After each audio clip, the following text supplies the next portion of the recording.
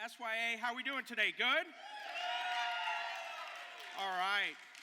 Hey, if I haven't met you, my name is Caleb, and I actually attend Shepherd Church, and I was on staff here for 11 years back in the day, and now I spend my time traveling and preaching at different churches and helping them out. Like tomorrow I've got to hop on a plane to Michigan, where it's like 10 degrees, and no, it's not cool. It's bad, but I figure they need Jesus too. So anyway, not really look forward to that. I have two kids, 7th grade boy, 5th grade daughter named Rachel, married to my wife Amy. She would say she has 3 kids. We always seem to be working on me, never getting to her at all, but that's a whole nother sermon for another time.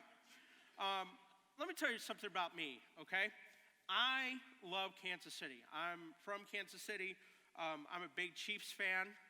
I was expecting cheering. I love Patrick Mahomes, and if you don't like him, I think you need to take that up with Jesus because he's a Christian, and you're going to be in eternity with him, or who knows, maybe you won't. But you need to get right with Jesus and just love Patrick Mahomes, okay? I think Dusty would tell you the same thing. But anyway, I grew up in Kansas City and Columbia, Missouri, especially in Kansas City. I grew up with my mother and her partner, and my mom and her partner, they were all about eating out. It was like a sport to them. How many of you can relate with that? Where eating out is a sport. You like to go try new things, you're a foodie, that kind of thing. Some of you are just lying right now, you're not going to raise your hand, but you know who you are because people were looking at you even though you had your hands down, okay? We did that. We either went out to a new restaurant and tried it. Some of them bombed, some of them were good, or we went over to a friend's house. And we went over to the house of this couple named Bobby and Marilyn. We spent a lot of time with them. About once a month or so, we'd go eat at their house. And I remember the first time I pulled up to this house, we parked across the street from their house and just right in front of this pale yellow 2-story house. Have you ever been in a place and you just kind of got the creeps a little bit when you were in a place, when you were in a building or something? And it was just something about this house. It had a bunch of steps going up to the front door, the cracks in the sidewalks, the yard was unkept. You never saw inside. Curtains were always drawn. Even when we would leave and it would be nighttime, there would never ever be a light on in the house. Maybe like a small one or something like that, but it was just really creepy. And I would always ask Bobby and Marilyn who lives there, and they said, well, Bob lives there. And I'm like, is Bob married? Does Bob have any kids? No, it's just Bob and his dogs. And sometimes Bob will have friends over, but I would always ask about Bob, and they'd be like, why are you asking so much about Bob? I said, I don't know. I just get the creeps about this house. They're like, Caleb, quit being all judgy, okay? And every time we would park in front of this house, I would always tell my mom it felt weird. And I remember after about a year or so of hanging out with Bobby and Marilyn, my mom sat me down one weekend when she had me, and she said, hey, Caleb, do you know that house that you kept on asking about, and that guy, Bob? Just as a chill ran down my spine. I'm like, yeah? And she said, well, just so you know, that guy was just arrested. It turns out Bob was actually a serial killer. And Bob actually kept people prisoner in his house. And there was a guy that escaped from his house and ran down the street. Police came, arrested him. He was convicted of many, many murders. They found bodies in his backyard, and he died in prison. And I think about that. That was one of the first times I really grabbed onto this concept of evil. I think, in a sense, my innocence was broken at that time, and I could never get over this feeling that I had. And I got to be honest with you. That same feeling that I had back then, I have today more and more when I look at our society and I look at how we're treating one another and I look at what we're saying to each other and I look at how we're categorizing and labeling and defining each other. And it seems like people don't think you have an opinion. People don't think your voice matters unless you're an extremist on one side or the other, which we would call a false dichotomy. And I just look at it, and I think, as a society, are tearing ourselves apart. But I think we keep on tricking ourselves into thinking that we're not. Like I told you, I travel a lot. Like next month, I'm going to like 15 different cities. And I was on this one plane not too long ago, sitting next to this guy. It was a red eye, and I love red eye flights because I'm able to hop on the plane and I can actually sleep on the plane. But had my Bible open, I was reading it, actual book Bible, not on my phone. And the guy comes and sits next to me in the middle seat because I never sit in the middle seat. You never want to sit in the middle seat. First of all, when you land, you want to escape. Second of all, if there's ever an issue, you want to escape, okay? Just keep that in mind. Aisle, never the window or the middle, okay? Tangent over. So I'm sitting here in the aisle seat. This guy is sitting next to me. He looks at me reading my Bible, and he's like, oh, so you're one of those Christians, aren't you? And I'm thinking, oh, this will be fun.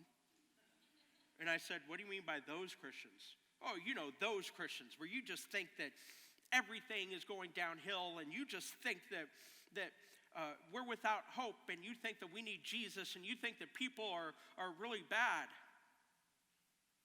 Yes, I am one of those Christians.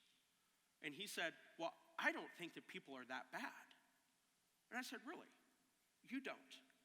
He said, no. I said, can I ask you a couple questions? He said, sure. I said, last century, 1900 to like 2000, do you know how many people were murdered in the countries of China and Russia? Just murdered. He said, oh, I don't know. I don't carry statistics. I'm like, well, luckily I do. I said, between those two countries, 120 million people were murdered last century. That's not counting the wars, by the way. Do you know how many people were killed in the countries on the continent of Africa? Do you want to talk about slavery? Do you want to talk about slavery that's still here, human trafficking? And he said, well, besides all that, people are good. I'm like, oh, besides all that, people are good. I'm like, let me ask you another question. Do you lock your door at nighttime? He's like, yeah. I'm like, why? Well, I don't want anybody to break in. I'm like, no, come on, people are good. They would never do that. They would never do that. I'm like, why don't you just leave your door open? Put your stuff out on the front porch. Big screen and everything. Why don't you do that? Well, somebody would take it. No. You said people are good. You see, there's something inside of all of us. It compels us to look after our own interests before other people's interests. There's something inside of us that wants to survive ahead of everybody else. There's something inside of us that we consistently, if you follow Jesus, you know what I'm talking about, and even if you don't, you still know that it's there, that you are always fighting selfishness. You are always fighting thinking less of people. You are always fighting your vices. Why are you saying all this? I'm saying all this because, here's my question. How do we love frustrating people? No, seriously, how do we love frustrating people? How do we love people that really annoy us? You know exactly who I'm talking about, don't you? Oh, come on. You know exactly what I'm talking about. Some of you are gonna go to school later on this week or in a couple weeks. You're gonna be walking or go to your job. You're gonna be walking down the hallway. You see that one person walking towards you. You go, good night, and you just turn around. You're gonna take the long way because you get caught in a conversation with that person. There's no chewing your leg out of that bear trap. You are stuck. These are the people that annoy you at the gym, which I would know nothing about. Okay, these are the individuals that just annoy you in general. You share DNA with some of these people. You just got done hanging out with them for 2 holidays in a row, Thanksgiving and Christmas. I want to meet the genius that put those 2 holidays next to each other. Could have at least used a 6-month buffer there. Okay, how do you love frustrating people? Listen, people, this is extremely important for those of you who follow Jesus because we are in an election year. Now it got quiet. Because if you thought last time was bad, I don't think we've seen anything yet. I'm not making a political statement. I'm just saying that for some people, politics has become their identity. How do you love those kinds of people? How do you love Nickelback fans? How do you love Raiders fans? Do you hear that growl right there? That's exactly what I'm talking about. How do you love those people? We see Paul was writing this letter. We're in this series right now called Classics, and Paul was writing this letter to this church in Corinth. By the way, quick tidbit, Bible nerd nugget for those of you who like Bible nerd nuggets. The word Corinth in Greek, like the city of Corinth, literally means to fornicate. So their city was named Fornicate. Not too long ago, I was driving down the road and I saw this senior citizens retirement bus passing me that said Corinthian Retirement Living. I was like, wow. Don't know about that party bus right there, but look at that right there. Like they were so into that they actually renamed their city that. And the church was thriving there, but the church got in Corinth, which at that time when Paul was writing them was probably only like between 30 to 50 people or so. They were getting in fights left and right, and some of them said that they had special spiritual gifts, and others of them only had a couple. And if you had these gifts over here, like speaking different languages you didn't even know, if you had these gifts, you were much more important. So Paul has to write them a letter, and he's telling them to calm down. And he's talking to them about church and how to act in church and all this kind of stuff. And he gets to 1 Corinthians 13. And he says something beginning in verse 1 here, 1 through 3. He says, if I speak in the tongues of men or of angels, but do not have love, I am only a resounding gong or a clanging cymbal. If I have the gift of prophecy and can fathom all mysteries and all knowledge, and if I have faith that can move mountains, but do not have love, I am nothing. If I give all I possess to the poor, and I give my body to hardship that I might boast, but do not have love, I gain nothing. Paul's like, what it all comes down to is love. This is what it comes down to. Except in our society today, we have a very loose definition of love. Because you can say in one sentence, which I have no idea why you would say this, you can say, I love Taco Bell, and then you can say, I love my girlfriend. I hope not like that. Nobody deserves to be treated like Taco Bell. And I could say that because I worked there for a year. Okay, we have this very loose definition of love, and I love how Paul says that if you are before God and you have all this knowledge, if you have this whole book memorized right here, even Leviticus, and you have every word memorized, all the definite articles, but you don't love, Paul says that God looks at you and says, you're a clanging cymbal. You're annoying. It's like my daughter. No, hear me out here. That sounded really bad. I didn't mean for it to sound like that. She's not here right now, so. And if anybody says, well, your dad says this, I'll just be like, oh, they're lying, Rachel.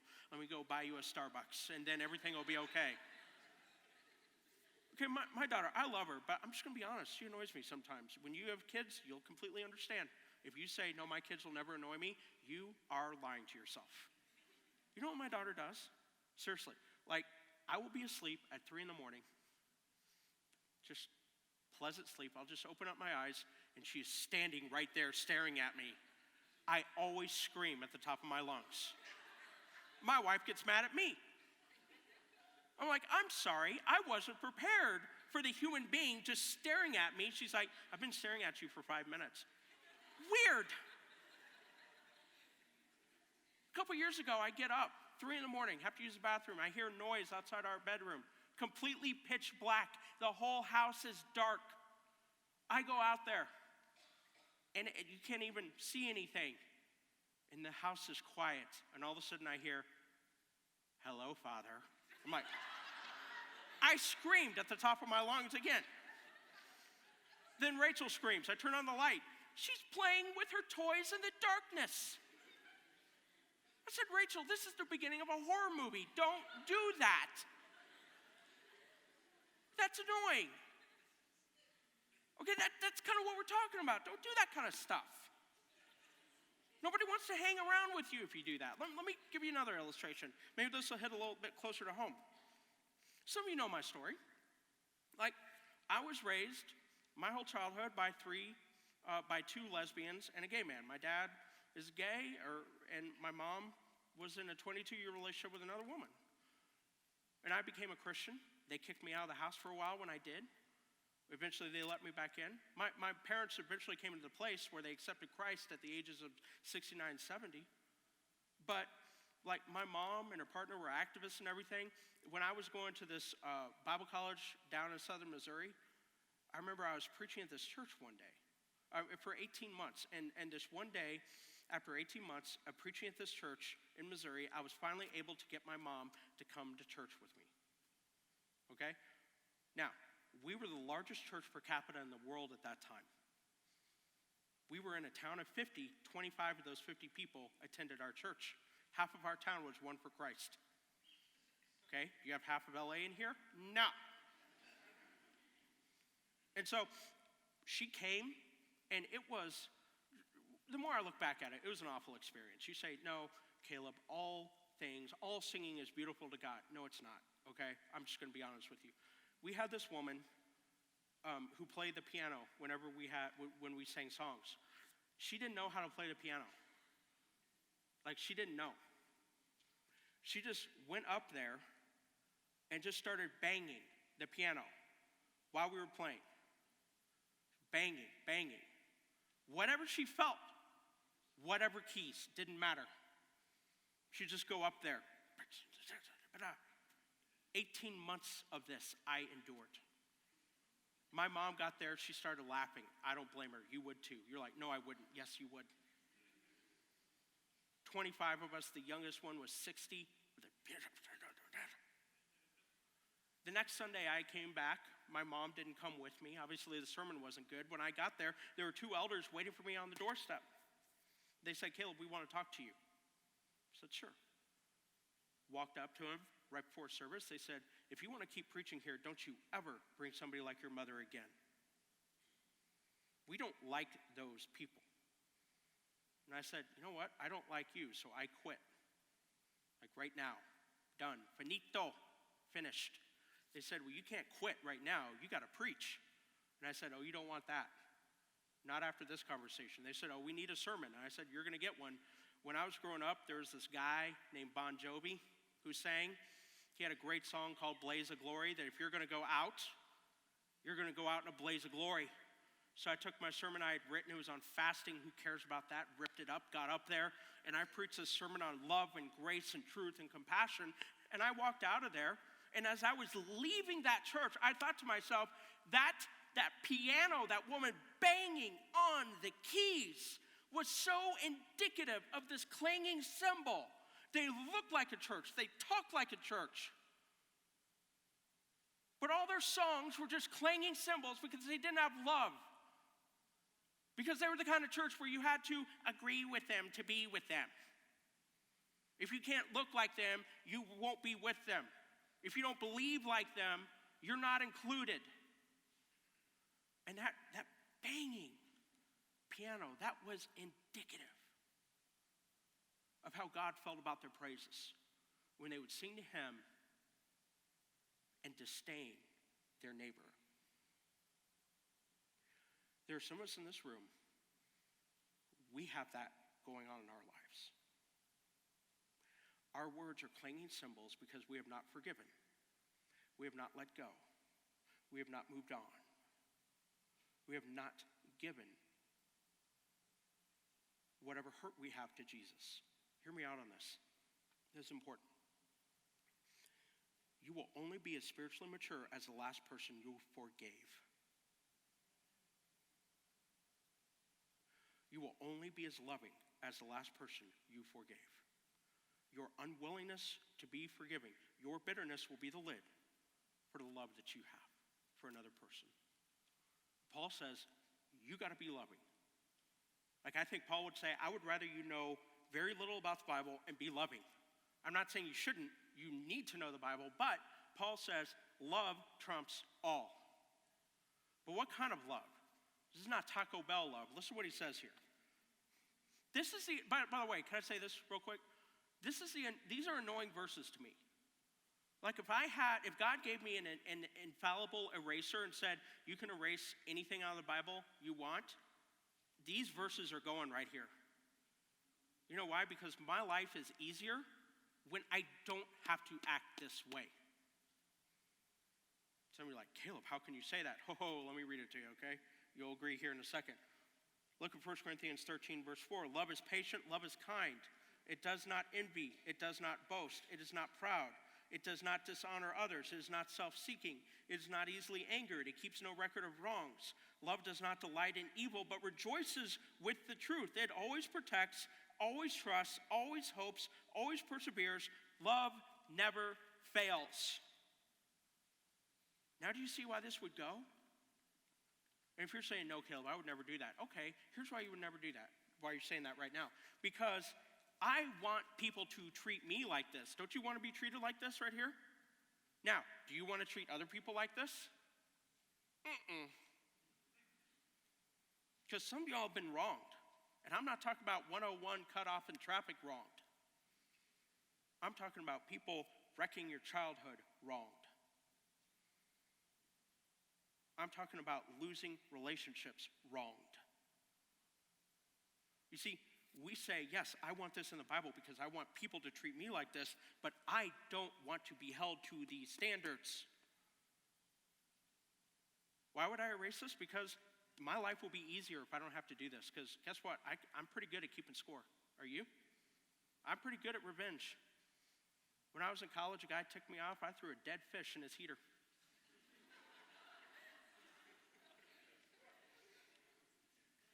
Another guy had cut off his toothbrush bristles and sprinkled them in his bed. I'm willing to be patient and cold. My life is easier if I can look after myself. Okay, my life is easier if I can be indifferent towards people. But this word, this phrase right here in the beginning of verse 8, love never fails, it literally means that love never ends. This is such an incredibly interesting kind of love. Here's what I want you to know. How do you love people who are frustrating, who are annoying, who voted for the other person, and they don't have the same interests? They're friends with the person that you never would, the person that hurt you, the person that dumped you, the person that you used to be close with and now you're not. How do you love the people that just grind on your last nerves? How do you love the people that hurt people that you love? How do you love them? Sometimes that's even harder, right? It's not just a regular kind of love. It requires a special kind of love. It requires agape love. And what I want you to understand is that this agape love is found at the end of me.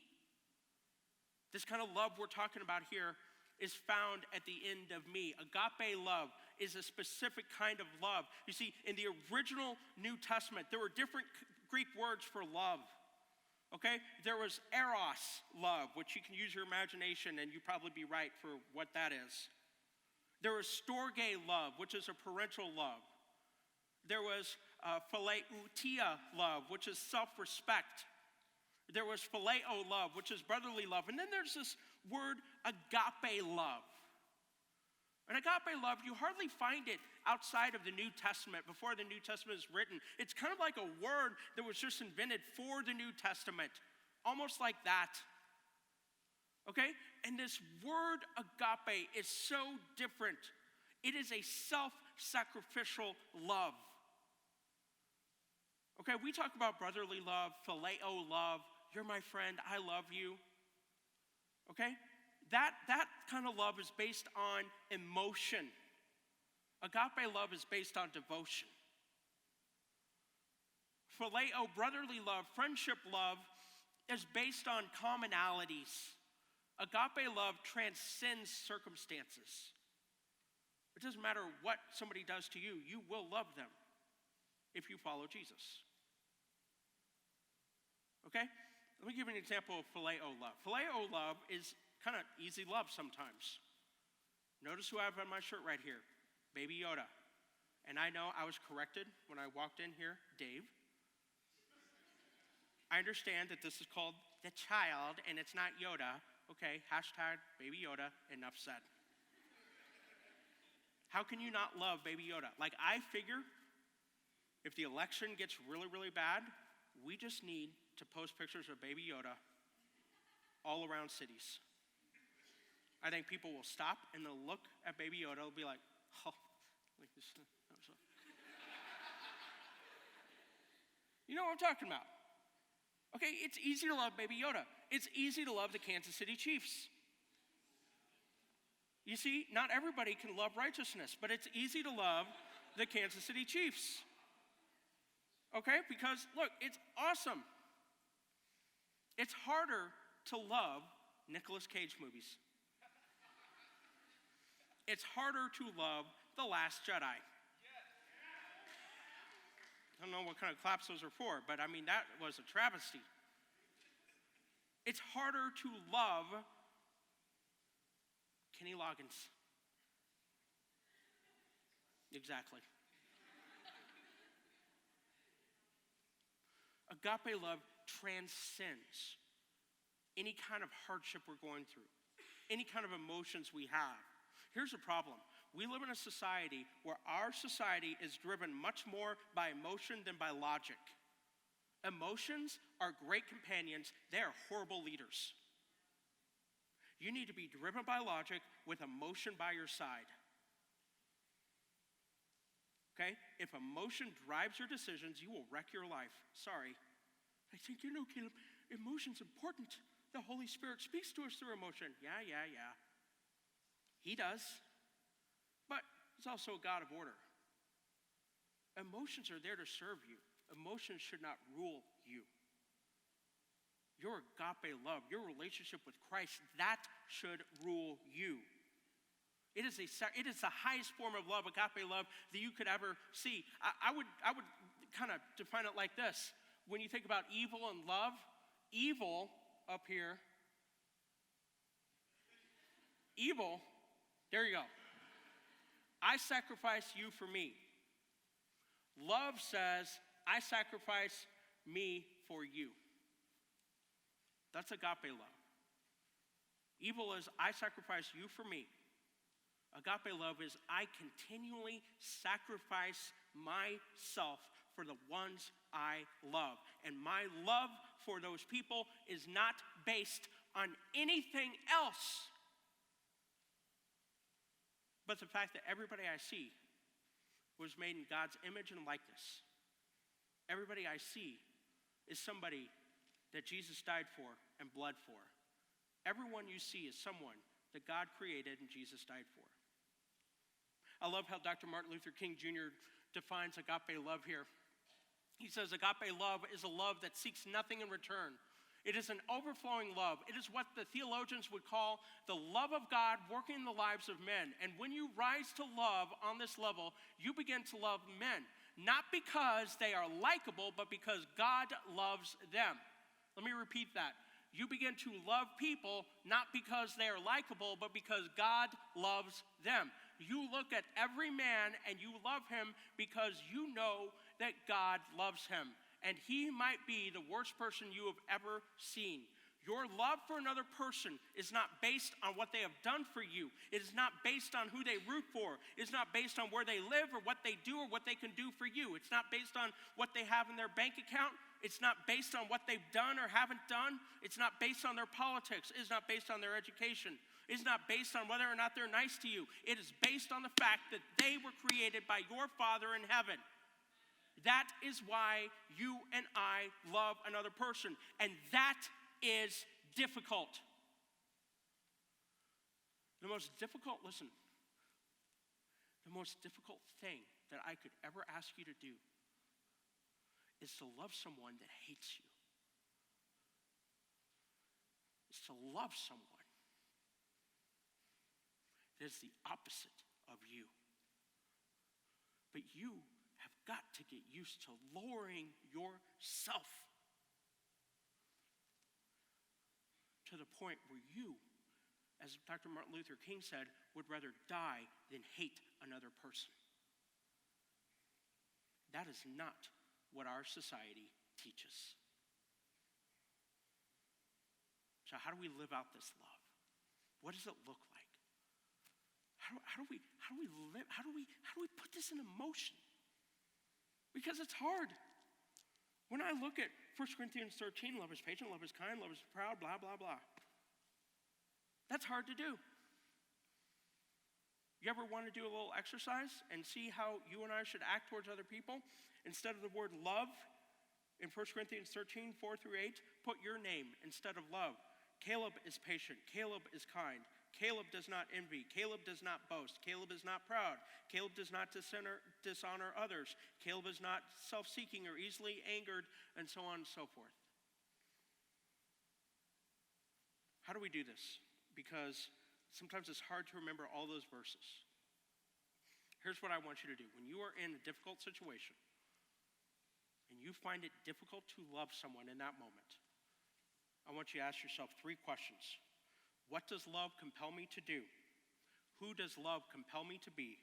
And how does love compel me to act? What does love compel me to do?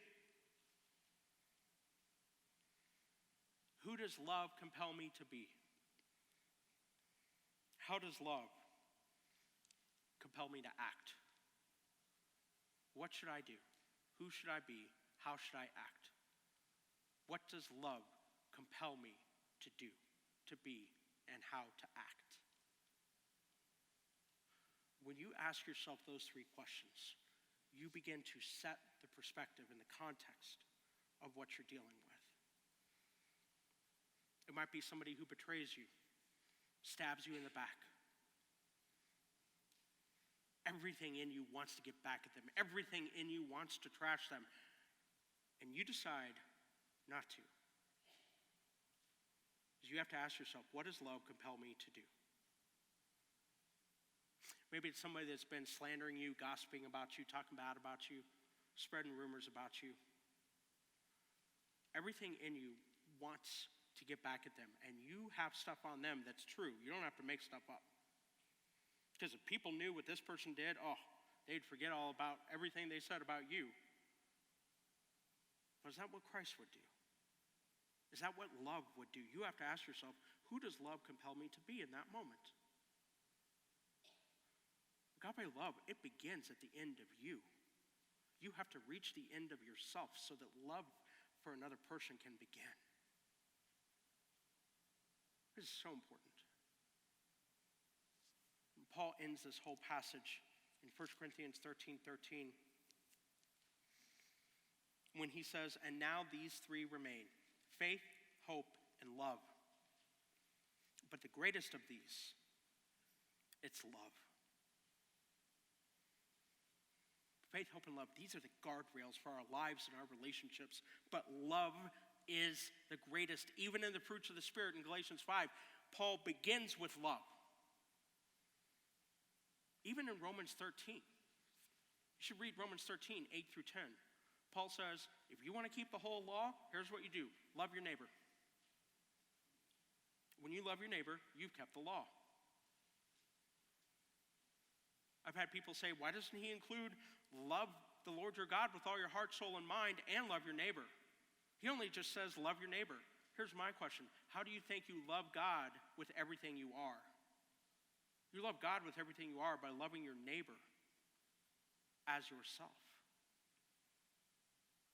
I love what Maya Angelou, my favorite poet, says right here about love. Agape love. She says, love is many things. It is varied. One thing love is not is unsure. Let me end with this. Agape love never happens without sacrifice. I had a guy that I knew. I've known him now. At the time, I'll just say, I knew him. This happened a few years ago. At the time, I knew him 19 years. He was a guy that was that helped develop me, that taught me about Jesus, that accepted me when nobody else would. And I'm not going to get into the details, but he and I had a falling out where I just really felt like he was in the wrong. I still think he was in the wrong. But I look at myself and I can say, see, I was definitely in the wrong with this, this, and this. So you got to do self-reflection. And I'm really ashamed to say this, but I'm going to say it. He and I went probably, I want to say almost 2 years without talking. And I would pray for him and everything like that, but he and we really didn't talk. And I was speaking in this city, and I was in this city that he was actually in. He lived in this city, and I hadn't seen him in a couple years. You know how I talked about at the beginning of the sermon, sit in front of this place, and you just get this weird feeling? I was in this city, and I just got this weird feeling like God was saying, you need to go to his house. And I'm like, God, I think Wi-Fi is crossed here. I think you're talking to the car next to me because I'm on my way to my hotel after speaking, okay? My life is pretty figured out here. And all I kept on hearing just in my heart was, you need to go talk to him. You need to go talk to him. You need to go there. And against everything I was telling myself to do, I plugged in his address and I drove to his house. This is a guy that I can't give you details, but he really hurt me and my wife. And I'm on his front doorstep. And I'm thinking to myself, I can run now. I'm cool with people thinking I'm a creeper, just standing in front of his house and then leaving, because these people will never see me again. That feeling was just like this idea of agape love. This feeling that where I stop loving people will be the lid for my spiritual maturity, my intimacy with God. And I knocked on the door. And he answered. He looked at me and it's just shock. I looked at him. I thought I knew what I would say, but I didn't. Just looked at him and I just went.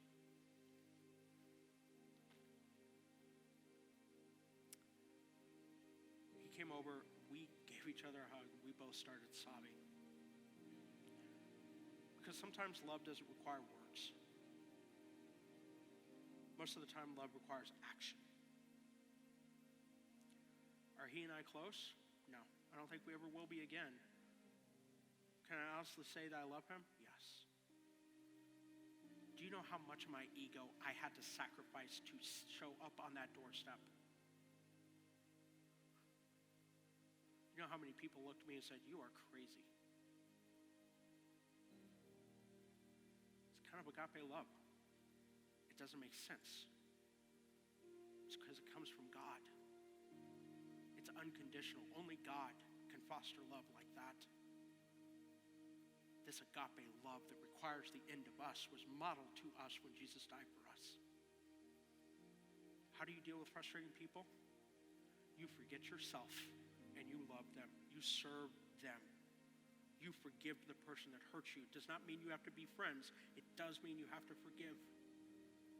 It means that when somebody wishes you wrong, you pray that God would bless them. You rejoice in your quote-unquote enemies' victories. You allow yourself to be ended so that agape love can begin. Let me pray for you. Lord, thank you so much for today. I pray that we can come to the end of ourselves, that we would sacrifice ourselves. And some of us in here, as we sing these two songs, some of us, we need to respond and we need to forgive people. And that bitterness is a cancer and it's hurting our relationships. Some of us need to quit talking bad about other people. We need to quit joking about them. Some of us need to reach out to the person that makes us feel uncomfortable. We need to get to know the people that we never thought we would get to know. We need to sit down with somebody that believes differently than us and just listen and find out why.